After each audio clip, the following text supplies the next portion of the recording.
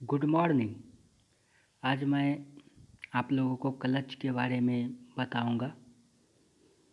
Clutch एक ऐसी mechanical device है जो ड्राइविंग शाफ्ट यानी कि ड्राइविंग शाफ्ट को हिंदी में चलित शाफ्ट बोलते हैं और ड्राइवन शाफ्ट जिसे हिंदी में चालक शाफ्ट बोलते हैं।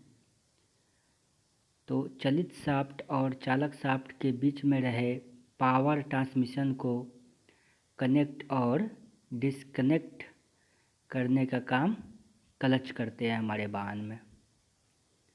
तो यहाँ पर ड्राइविंग शाफ्ट वो है जिसे इंजन से पावर मिल रही है और ड्राइवन शाफ्ट वो है जिसको घुमाने पर वाहन आगे बढ़ता है और इन दोनों के बीच आती है क्लच जो इन दोनों शाफ्ट को कनेक्ट और डिस्कनेक्ट करते हैं।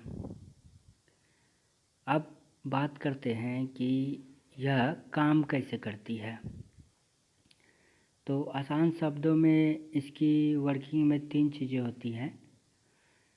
पहला है फ्लाई व्हील, दूसरा है क्लच प्लेट या डिस्क और प्रेशर प्लेट। तो चलिए यहाँ पे जो मैंने फिगर दिखाया है इसमें यहाँ पे है ये फ्लाई व्हील अटैच है जो कि ये हमारे क्रैंक शाफ्ट से जुड़े हुए होते हैं और क्रैंक शाफ्ट कनेक्टिंग रड से और कनेक्टिंग रड हमारे इंजन के पिस्टन से जुड़े हुए होते हैं जहाँ से पावर मिलती है पिस्टन से कनेक्टिंग रड पे, कनेक्टिंग रड से क्रैंक शाफ्ट से हमारे फ्लाई व्हील और फ्लाई व्हील से क्लच में पावर ट्रांसमिट होते हैं और वहाँ से यहाँ पे एक शाफ्ट के माध्यम से गियर भी अटैच रहते हैं। तो यहाँ पे मैंने क्लच का एनिमेशन दिखाया है जो कि ये है प्रेशर प्लेट और ये स्प्रिंग लगे हुए रहते हैं प्रेशर प्लेट पे जो कि वाइब्रेशन को मेंटेन करते हैं और ये डायफ्राम है, डायफ्राम स्प्रिंग है यहाँ पे लगे हुए हैं। डायफ्राम है ये हमारे क्लच के जो कि पाइवट नट के माध्यम से ये जुड़े हुए होते हैं और ये फ्लाई व्हील है और ये घर्षण डिस्क है। यहाँ पे जब हम क्लच इंगेज करते हैं तो ये जो डायफ्राम स्प्रिंग है ये प्रेशर प्लेट इसमें प्रेस्ड होते हैं और ये अंदर की तरफ चले जाते हैं डायफ्राम जो है, और जब डिसएंगेज करते हैं तो फिर वो अपना पोजीशन में आ जाते हैं। तो यहाँ पे ये क्लच लगे हुए हैं, ऐसे शाफ्ट है इसमें, इसी शाफ्ट में गियर भी लगे हुए होते हैं और ये इंजन है जो कि यहाँ पे फ्लाई व्हील लगे हुए रहते हैं, क्लच लगे हुए रहते हैं और ये फुल एनिमेशन है हमारे क्लच का जिसमें प्रेशर प्लेट है, डिस्क प्लेट है, स्प्रिंग है, सारे फिगर दर्शाए गए हैं। चलिए आगे बात करते हैं। अब हम लोग क्लच के प्रकार के बारे में जानेंगे जो कि होते हैं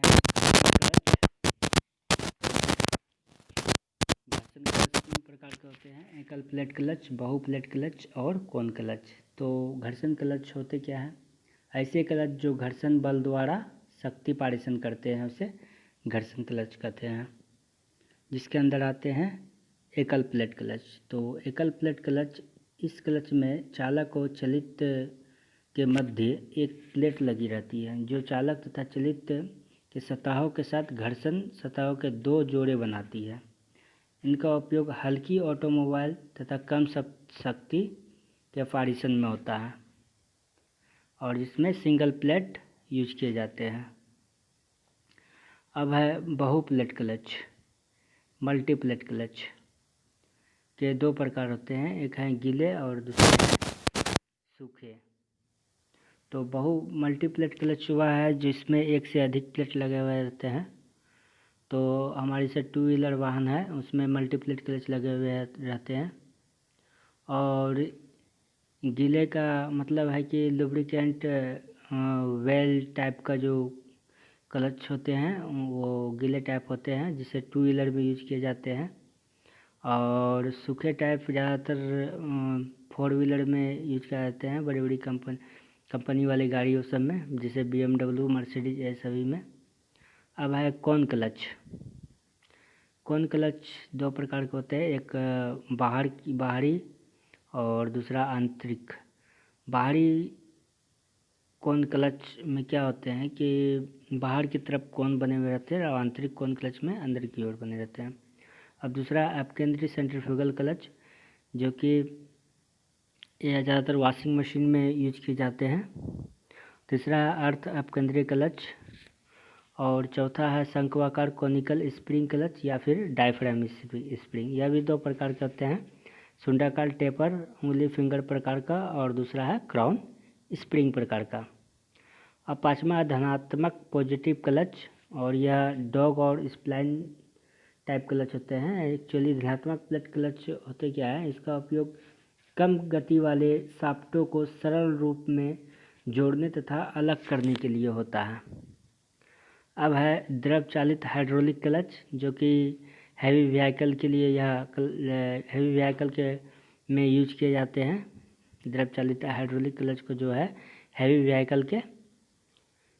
व्हीकल वाले वाहन में यूज किए जाते हैं इस क्लच का प्रयोग। अब है विद्युत चुंबकीय इलेक्ट्रोमैग्नेटिक क्लच। यह क्या होते हैं, विद्युत चुंबकीय क्लच ऐसे क्लच को कहते हैं जो विद्युत धारा से उत्पन्न चुंबकत्व की शक्ति से क्रियान्वित ऑपरेट होता है, किंतु बलाघूर्ण देने का कार्य यांत्रिक ढंग से करता है, इसलिए इसे कभी कभी विद्युत यांत्रिक क्लच भी कहते हैं। यानी अधिक टॉर्क उत्पन्न करती है, बलाघूर्ण उत्पन्न करती है, अधिक टॉर्क उत्पन्न करती है। अब है निर्वात वैक्यूम क्लच। निर्वात वैक्यूम क्लच जो कि है, ये हाई स्पीड ट्रेन को रोकने के लिए यह क्लच का प्रयोग किया जाता है आपातकालीन स्थिति में। अब है ओवर रनिंग क्लच या फिर मुक्त।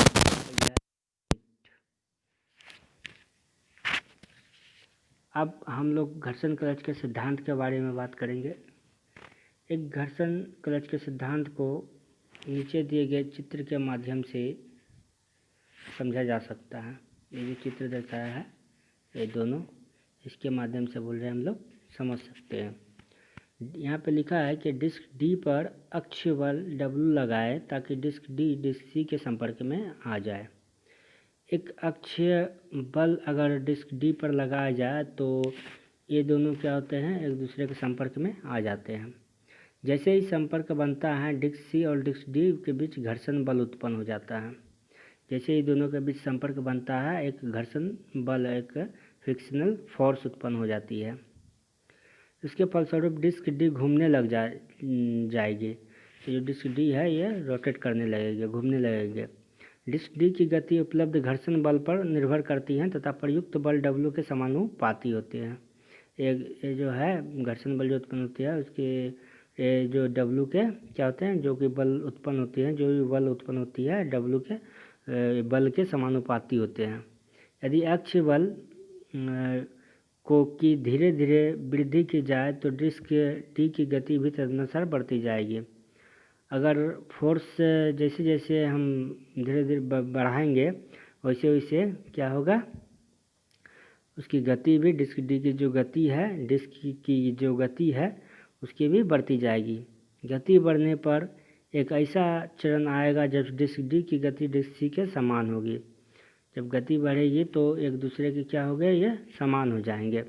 ऐसा स्थिति में क्लच को पूरी तरह से संलग्न कहा जाएगा। इस तरह का पूरी स्थिति में संलग्न कहा जाएगा। यहाँ पे W जो है प्रयुक्त अक्षीय बल है, T संप्रेषित आघूर्ण टॉर्क है, R जो है घर्षण सतहों की प्रभावी औसत त्रिज्या है, और जो कि फार्मूला होते हैं T = μWr। यहाँ में म्यू जो है कोफिशिएंट है, और W जो है प्रयुक्त अक्षीय बल, और R जो है घर्षण सतह की प्रभावी औसत त्रिज्या है। इसी प्रकार से हम देखते हैं कि घर्षण क्लच द्वारा संप्रेषित आघूर्ण 3 कारकों पर एक निर्भर करता है, यानी कि म्यू, डब्ल्यू और आर। इसका अभिप्राय यह है कि किसी भी या सभी उपरोक्त कारकों में वृद्धि से आघूर्ण की राशि भी बढ़ जाएगी जो एक क्लच संप्रेषित कर सकता है, तथापि इनमें से प्रत्येक परिस्थिति में कोई ऊपरी सीमा नहीं है। तो इसमें कोई परिस्थिति में हमारे कोई भी ऊपरी सीमा नहीं होते हैं। थैंक्स।